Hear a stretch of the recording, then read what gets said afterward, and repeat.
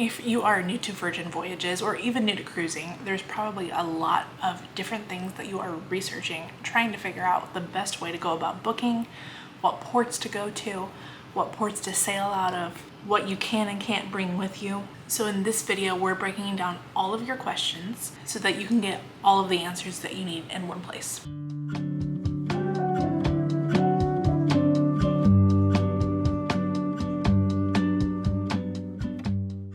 Hi, I'm Jennifer, your cruise bestie. Cruising for the first time can definitely be a little bit overwhelming, but the goal of my channel is to make it so that you can relax and enjoy your trip without any stress. So this video specifically is going to be more geared towards Virgin Voyages, so if that's what you're planning on going on or wanting to try it out, then this video is going to be for you. But we will do some on the other cruise lines later on. This is just the one that's fresh in my mind, so we're starting off with Virgin because it's my favorite. We're going to start from the very beginning with the booking process. You've got a couple ways to do this. You could work with a travel advisor. I recommend working with a travel advisor because they are able to help you book your dinners, book your port excursions, help you kind of navigate what to know ahead of time before you are boarding the ship, make sure you've got all the information and you're not stuck researching and watching YouTube videos on your own. If you are looking for a travel advisor, I am a travel advisor, so I am more than happy to help you. You can reach out to me in the link in the description, but there are tons available. Work with somebody that you think you are going to vibe with and can get you all the information you need. But if you prefer to book yourself, you can do that too. So make sure that you are looking into the different ports of call, whether you want to go to the Caribbean or Europe or Australia or any of the places. There's lots of different options, especially with Virgin. Virgin Voyages has currently 3 different ships with a 4th coming in 2025. So currently there is Resilient Lady, Scarlet Lady, and Valiant Lady. For any Caribbean ports, you're typically going to port out of Miami or San Juan. San Juan is a new one for this year from what I've seen. I know I didn't see any last year that did any of that. Any of the Europe ports, those are typically going to go out of Athens or Barcelona or the UK. There are some that go out of Southampton, so it just kind of depends on what your itinerary is and what you're looking forward to the most.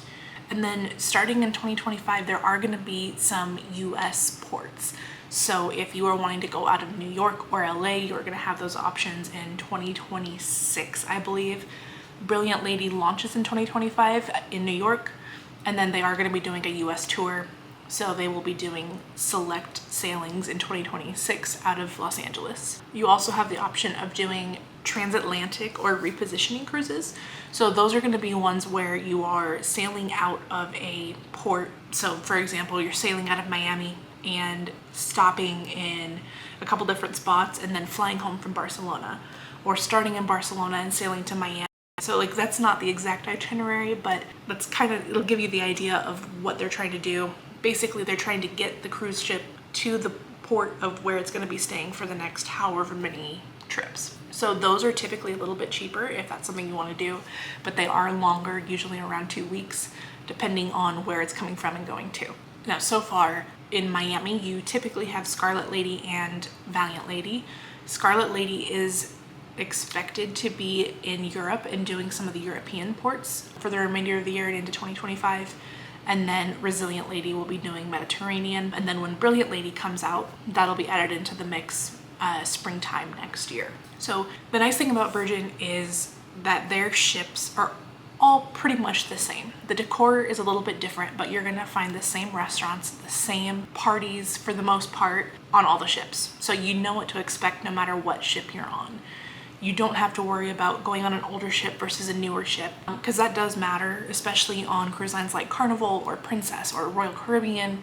Some of those older ships, the vibe is just very different.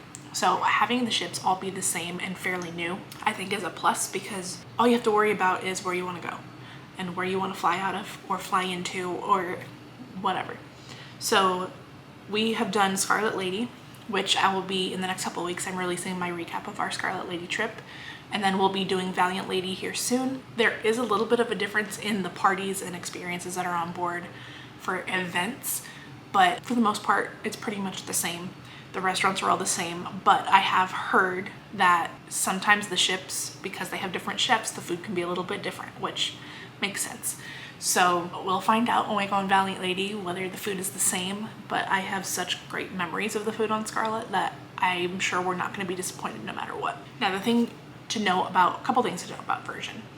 Virgin is adults only, so you have to be 18 or over to board. You also have to have a passport to board. They will not let you board with just a ID card and a birth certificate like some of the other cruise lines will. So make sure after you book that you are booking with enough time to get your passport if you don't have it already. Make sure that your passport is not expired, because you won't be able to get on and you don't want to spend all that money booking your trip and not being able to go. The demographic on board is gonna vary a little bit. I know, when you're looking at the advertisements, it does seem like it's very young person forward. Like their typical demographic is, mid 30s, early 40s. But there was quite a bit of older people on the ship when we were on board. Not a ton, but you have to be okay with noise and partying and having some fun. I mean, you just have to be open to it. If you're not, make sure that you're staying on a floor, which we'll get into in a little bit. Make sure you're staying on a floor where you got some quiet, because there's not a lot of places to get quiet on this ship. So demographic, typically all adults. I would say it's mostly millennial, Gen X, but there's a little bit of everything. So just be prepared, go in with an open mind, and you'll enjoy it. If you go in expecting it to be like Royal or NCL or Princess, you're gonna be overwhelmed and disappointed. So just keep that in mind. I think the best way to describe Virgin is more as a luxury yacht. Obviously it's not a yacht, but that's kind of the feel they're going for when you're on board, which I think for me, that's what I prefer. I still love going on a regular cruise where they've got the schedule planned to a T, but it's just a different experience. So it just kind of depends on what you prefer for your vacation. Now, I know if you've been researching Virgin at all, you're probably used to seeing things about, is this adults only cruise for swingers, or is it X-rated? It's not. I'm sure there's some of that going on, but it's not in your face. What I would say is, if you are not into the adult content, make sure you research some of the shows, because there are some shows that have the adult content in it. But if you're okay with jokes about things like that, you're gonna be just fine. It's not in your face. It's not, hey, let's all go and, do whatever with each other. It's for the most part, it's a lot of couples, it's a lot of singles, it's a lot of everything. So I think with everything on the ship, you need to go in with an open mind. Let's get into rooms. Now that we're done with pre-booking things, rooms are gonna be very important with Virgin, because there are not a lot of insider cabins. Most of the cabins are going to be balcony. So keep that in mind when you're booking. I personally would recommend getting a balcony every single time. There are 3 or 4 different types of balcony rooms. But we'll start from the lowest option and then go to the big rock stars. So if you are just looking for the cheapest way to go on a cruise, insider's going to be your way to go. If you're sailing solo and you don't think you need the whole balcony and all the things, they do have solo cabins available, but there's not very many. So you would most likely be looking into an insider cabin. There are lock-it-in rates where you're not going to be able to pick your room. It's most likely going to be on a lower deck. Obviously, insider cabins don't have any windows or anything, and they are very small. They're 105 to 177, depending on which insider cabin you get. If you want to go a step up from that, you have the sea view cabins. Sea view means that there's a room with a porthole in the wall, so you will be able to see a little bit. Insider cabins are typically going to be on the inside of the ship. Sea view, again, will be a lower deck with a porthole. These ones are going to be around 130 to 190 square feet and typically can fit 1 to 3 people, but I would not recommend putting that many people in there. It's going to be tight. Sea view also has a lock-it-in rate as well, so if you're looking for the cheapest sea view option, that's a great option, but again, you're not going to be able to make many changes or anything with that. Next is the category that I recommend, which is a sea terrace. Okay, so sea terrace rooms, those are going to be your balcony rooms. I personally prefer central sea terrace. If you need, because this is going to be centrally located on the ship, if you don't care about location, you're probably okay with a regular sea terrace. But the thing to know is that both central and regular sea terrace are going to have a smaller bathroom. So if you need the extra space in the bathroom, which you may want. It was a little tight in there. It was just me last time and it was a little tight. I was tripping over myself opening and closing the door, which is typical for any cruise ship. But if you do want a little extra room in the bathroom, the XLC terrace may be worth it. To me, it's not worth the extra $400 to $500 to spend on that bigger room when I don't spend that much time in the bathroom anyways. So for me, I just go with Central Sea Terrace. Now the next step up from a sea terrace room is going to be your suites, your Rockstar suites. So there are different levels of suites there, anywhere from, you know, a little corner suite to like the full-on bedrooms, like $25,000 and sailing type of suite. So with these Rockstar rooms, you get a butler, you get access to Richard's rooftop, you get a mini bar in your room with alcohol included. So just kind of depends on the experience that you're wanting and your sailing, because the prices will vary based on your sailing. Now, if you are booking a sea terrace room, one thing to keep in mind is that most of the dining and other things that could potentially be allowed will be on deck 7. So if you want something a little quieter, make sure you are on deck 8 or above. Also, if you go below deck 7, you may have a lifeboat in the way of your view. So if that's something you are concerned about, make sure you're looking at a higher level room. I know for my last trip, I was on deck 13. This trip, I'm on deck 13 again. It was perfect. It was very quiet. So yeah, definitely the higher the room, in my opinion, the better. Now the loyalty program, because Virgin is a new cruise line, their loyalty program is a little bit different. They just started it out. It's called Blue Extras. If you are a frequent cruiser on another cruise line, and the cruise lines will vary, but I will put a link in my description for where you can see the different cruise lines and what levels they will tier match. But Carnival, it's usually the 2 higher tiers, and NCL, Royal Caribbean, all of those, it's going to be like your platinum diamond level that they're matching. If you don't, that's okay. You'll be signed up for their loyalty program, and after your second sailing, you'll start seeing benefits from that. So now you have booked your trip, and it's getting close to the time that shore excursions are opening up and dining reservations are opening up. So with Virgin, you will want to make sure, if you're wanting to try every restaurant, that you book your dining ahead of time. Dining opens up about 45 days before you're sailing. So if you're working with a travel advisor, your travel advisor should be emailing you around that time, and maybe even a little bit before, so you can come up with a game plan.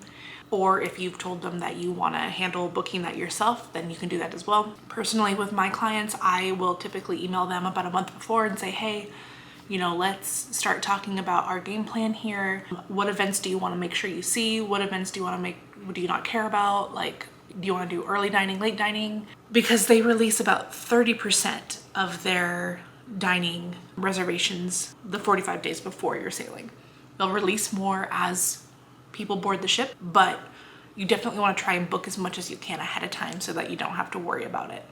If you're flexible and you have a smaller group, you can totally just walk up and see, you know, what dining is open that day on the day of, or when you get on the ship. I am someone that likes it to be a little bit more structured and have all the dining done, so we try to plan it that way. But it's totally up to you. If you are not worried about hitting every restaurant, then you're gonna be fine. The one thing that Virgin does not do, that some cruise lines will do ahead of time if you know about it, is release their event schedule. So there are some blogs that will put a tentative schedule on their website based on the current sailings and what people have been reporting back to them, but it's not an official Virgin schedule. So the days and times may fluctuate, but I like using that as my baseline when I'm planning my trips, because I'll know, okay, typically they're doing this show on this night, let's plan a dinner at this time.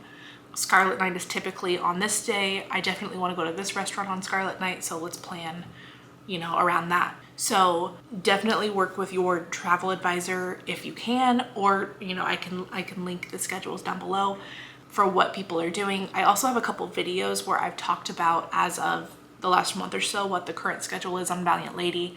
I've got another one coming out in a couple weeks for Scarlet Lady. So again, those change all the time, but it does give you a general idea of what time to book things based on what they typically do. Now, most of the events are going to be later at night or around 7 o'clock. So if you are an early diner, then you'll be good to go. Or if you're a late diner, you'll kind of have to watch the events. We typically eat around 8 or 9, but if there's like Scarlet Night going on or a show that we want to see that starts at 9, then we'll eat a little bit earlier just to make sure that we can make that. For your shore things. Shore things are what Virgin calls their shore excursions. Most of the shore excursions that are available on Virgin are going to be very small groups and run by locals. They're all, things that locals are going to want to show you. You're not going to be stuck in the tourist traps where everyone's trying to get you to buy things or they're getting paid a commission to bring you to go shop in their stores. So definitely a little bit different than your typical carnival or royal excursions. So it's for sure like worth checking out and seeing if there's anything that interests you. There's a little bit of everything, and you can see from this graphic here, these are the different types of excursions that they offer. All different kinds of difficulty levels if you're in the adventure ones. So definitely check with your travel advisor or on the Virgin website once the shore things open to see what's available for your sailing. Now, my next tip of things to do before boarding is to make sure you understand how to use the app. So Virgin trips rely heavily on the app. That's how you're going to find out about the events that are going on around the ship. That's how you're going to book your dining. If you're, making any changes on the ship, you can communicate to guest services that way. You're going to be able to track your bar tab and your onboard spend. So definitely take a minute to like get used to all of that before you get on board. That way you know where everything is, because it is a little rough. They are doing a update of the app towards the end of the year, but some people do have some issues. So just keep that in mind and be patient with it. You'll also order ship eats through there if you're on board and wanting to order room service to your room, which we'll get into a little bit later with the app. So every sailor needs to have access to the app. So if you're someone like me that when you travel with your spouse, you like just setting everything up so they just show up and they don't have to worry about anything, make sure that you're using their email address, because every sailor will need their own account to be able to access the app. You cannot share an account on the same device. This links to your C-band. So when you get on board, instead of having a boarding pass, you're going to give them, show them your email of your reservation, and they will give you a band to wear for the 5 to 7 days that you're on board. And that is how you're going to do everything on the ship. That's how you get into your room. That's how you buy drinks, you purchase things in the stores. So that gets tied to your account on the Virgin app, and you'll be able to tell things that you've purchased versus your roommate, all the things. Now, the other thing to know about boarding day is that with most cruise lines, you're going to get a luggage tag to put on your bag before you go into the terminal, and that's how they know when you're checking your bag to drop off your bag at your room. With Virgin, they do not do that, so you will show up to the terminal. If you're going to check your luggage, you're going to have them put the luggage tag on for you. They use stickers, they'll write your room number on it. You'll just show them your reservation with your room number so they can confirm it's you, and then they'll take it away and it'll be waiting for you at your room when you board. The last time we went, we dropped our stuff off around 11, went and walked around Bayside for a little bit and came back. And once we got on board, I think it took about an hour for our stuff to be delivered, but you can drop off your luggage as early as 8:30 in the morning.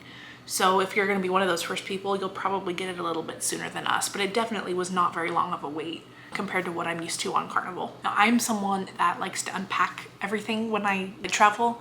So the one thing to know about the cabins on Virgin is there is not a lot of storage, especially if you've got 2 girls in one room. We bring a lot of stuff. So make sure you're bringing some like over the door organizers or things like that, just so you have some more places to put things, because there's not a lot of surface area, especially in the bathroom. So make sure you're thinking about that when you're packing your bags or your carry-ons or anything like that. All of the rooms do have safes inside of them. So anything that is of value, make sure that you're storing that in there. I have heard horror stories of people that have gone on cruises and had things stolen out of their rooms. So just anything that you're worried about, keep it safe, leave it in the safe in your room. Another thing that you're gonna find on Virgin is there are not a lot of announcements that are coming over the speakers. If you go on Carnival, you've got your cruise director on there at least once an hour telling you of new things that are happening, updates about what's going on around the ship. You're not gonna get that on Virgin. A lot of their announcements come as notifications through the app. So if you want to keep up with what's going on, that's where you're going to want to look. The only time you'll really hear anyone over the loudspeaker is if it's like an emergency or they need to do a safety check or something, which actually is kind of a nice change. Now, we've talked about the reservations for dining. Ship eats for your room service. There is a charge to use Ship Eats, but if you order a drink that you have to pay for, then Ship Eats is free. So if you're not ordering a drink that you have to pay for, like alcoholic drink or juice or coffee or anything like that, you're gonna be paying around $10 to have the food delivered to you. If you order a coffee or anything like that that you have to pay for, then delivery is free. So I would recommend order your coffee, order your food, and then you're saving some money by ordering your coffee and not having to pay the extra $10 to have your food come with you. You can schedule your Ship Eats up until 2 a.m. the day before, and it will be delivered at whatever time you set between, I believe it's 6 a.m. or maybe 5 a.m. and 11 a.m. So if you want to pre-schedule your food, definitely recommend doing that. Have a nice little breakfast on your balcony. Now, some of the restaurants do have secret menus. I know Razzle Dazzle for sure is one that has a secret menu. They don't really advertise it, so just ask your server and see what they say. If they don't, no big deal, but I know for sure Razzle Dazzle does have a secret menu with some fun different options on it. Now, your debarkation process. So debarkation, you're going to get a notification in your app to book your debarkation time. I personally like to do the latest checkout time because we liked going and getting brunch at Razzle Dazzle before we left, because why would you not want to take advantage of the free food? So we went and did that, had a couple mimosas, and then were able to leave our stuff in our room and go pick it up and leave when we were done. So we ended up getting off the ship around 11:30, and it made it just like a really easy debarkation day, not having to race out and be off the ship by 8. One thing I did forget to talk about, so we're gonna backtrack a little bit, is embarkation day. So like I said earlier, you can drop off your luggage at the port starting at 8:30 a.m. and leave that with the porters. They'll bring it on the ship for you, super easy. Make sure that you bring some cash with you, tip your porters. They are not Virgin employees, so make sure you're taking care of them. I typically do $1 or $2 per bag. There is a shuttle at the terminal that will take you to Bayside, which is not too far of a drive away. It typically runs around every 30 minutes or so. So definitely take advantage of that if you don't want to just hang out at the port all day. You will not be able to get into the terminal until your check-in time. So if you are not a rock star or Splash of Romance or some other VIP like Deep Blue Extras, or if you have early boarding perks through your travel agent, if your boarding time says you board at 3, you have to be there at 3 or later. You will not be able to get on the ship at 2:30 or 2 o'clock. So keep that in mind when you're planning out your embarkation day. What we typically do is hang out at the hotel pool for a little bit and then, have some drinks, have some breakfast, and then we'll go drop our luggage off and hang out at Bayside or wherever. I think this time around we'll probably just hang out at the hotel because we get early boarding. So this time we won't be needing to kill as much time before we board. So if you are a rock star, Splash of Romance, or another VIP that has early boarding privileges, you'll be able to board at 1:30 is the soonest that you'll be able to board. You'll just want to bring that email with you showing that you have that access. So that is it for this video. Thanks so much for stopping by. Let me know in the comments what other Virgin Voyages questions you have, any other information that you are trying to figure out about the cruise line or the rooms or any of the things. And yeah, if you want to see more about Virgin or any of the other cruise lines, make sure to like and subscribe. And thanks so much for watching. Happy cruising. You got me loose, set me free.